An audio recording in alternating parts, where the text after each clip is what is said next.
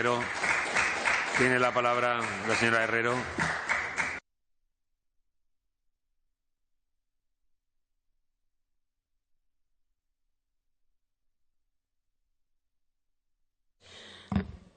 A ver, señor Guillén, para empezar, que lo dice en todas sus intervenciones, de cómo fue el proceso comarcalizador, que si se dio la espalda, no sé quién o... Pues mire, el proceso de creación de las comarcas fue ni más ni menos que como ustedes y nosotros, estando en el Gobierno, y no solamente nosotros, sino además contando con todos los demás grupos, consideramos que podía llevarse a cabo de la mejor manera posible. ¿Que con la perspectiva del tiempo se puede pensar que a lo mejor las cosas se podrían haber hecho de otra manera? Pues puede ser, pero en ese momento se hizo de la mejor manera posible. No que consideras el PAR, sino que consideramos todos, y especialmente ustedes también. Por cierto, el estudio de funcionamiento de las comarcas que anunció aquí en el pasado pleno, no sé dónde está, pero ha pasado prácticamente un mes y nos gustaría que nos lo hiciese llegar. Me preocupa mucho esa fecha que ha dado, que no sé si ha sido una equivocación o yo no lo he entendido bien. O ¿está usted diciendo que remitirán un texto a finales del año 17? A finales del año 17. O sea, eso es voluntad de no querer hacer nada. Y mire, ¿sabe lo que le digo? Que a lo mejor puestos a hacer según qué cosas, igual es mejor que no hagan nada. Igual es mejor que no hagan nada, pero desde luego no nos parece de recibo y no sé cómo no le causa sonrojo venir aquí a decir, después desde el primer día han dicho ustedes que se iba a abordar un proceso de reordenación competencial y de organización territorial y no sé qué, que diga usted que a finales del año 17 remitirán un documento sobre el que después tendremos que decir algo todos los demás, con lo cual, vamos, no hacer nada en toda la legislatura. Mire, no menosprecie lo que dice la disposición adicional tercera de la Ley de Racionalización. Y yo le agradezco todo lo que ha dicho, que lo ha dicho para criticarnos, pero en realidad ha conseguido el efecto exactamente contrario, porque efectivamente en el proyecto inicial de la Ley de Racionalización no iba esa disposición y nos empeñamos mucho para poder conseguirla. Pero el tema no es que reconozca las comarcas, no se la ha leído bien o no la recuerda bien, si me permite. No es que reconozca las comarcas, es que reconoce las competencias que nos otorga nuestro Estatuto de Autonomía y que, por tanto, en materia de régimen local, somos nosotros, los aragoneses, los que decidiremos cómo nos organizamos. Entonces, eso no tiene nada que ver con reconocer la existencia de las comarcas.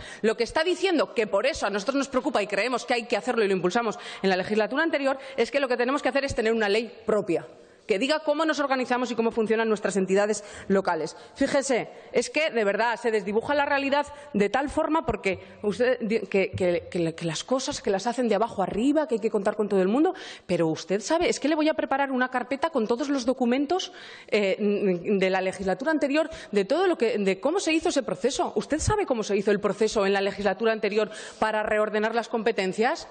¿Usted lo sabe? Pues mire, primero, la FAM trabajó sobre un documento. Ese documento que trabajó la FAM y que vinieron aquí a exponer en una ponencia especial. Yo creo que de todos los que estuvimos en la ponencia, el señor Torres y yo estuvimos en las dos ponencias, en la especial y en la ordinaria. ¿Qué pudimos tener, señor Torres? ¿40 reuniones?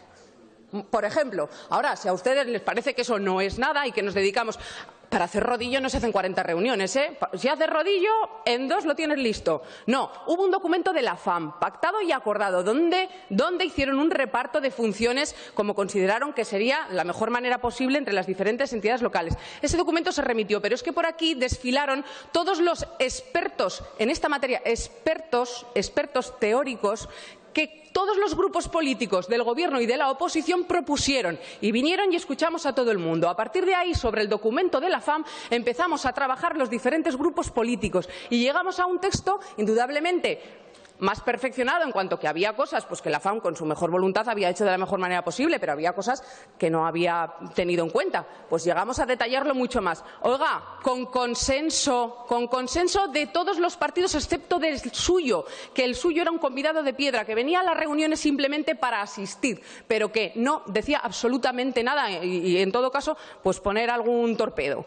pero no quiso participar. Todos los demás estábamos de acuerdo. Fíjese, de ahí, siguiente paso, con ese documento de partida en el que estábamos los 4 grupos políticos de acuerdo, se hizo una ponencia ordinaria partiendo de una proposición de ley PP-PAR. Oiga, que con rodillo podíamos haberla sacado adelante sin mover ni una coma. Sin mover ni una coma. Y no quisimos, porque quisimos contar con todos. Y se pactó.